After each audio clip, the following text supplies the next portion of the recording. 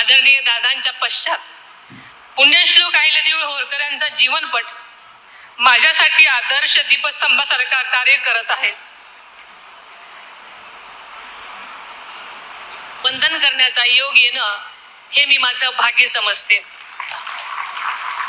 स्वराज्य जननी जिजाऊ माँसाहेब पुण्यश्लोक अहिल्यादेवी होळकर, क्रांतिज्योती सावित्रीबाई फुले इत्यादींच्या पुरोगामी विचारांच्या वारशामुळेच हे शक्य झाले आहे, हे मी विनम्रपणे नमूद करते.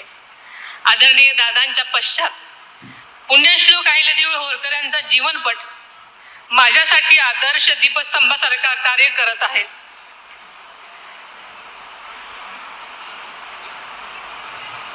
अहिल्यादेवी होळकर यांच्या जन्मदिनाच्या 30 शताब्दी वर्षानिमित्त गोदावरी ते नर्मदा पुण्यश्लोक अहिल्यादेवी जलयात्रेचा भव्य शुभारंभही नुकताच करण्यात आलेला आपण सगळ्याला माहिती आहे.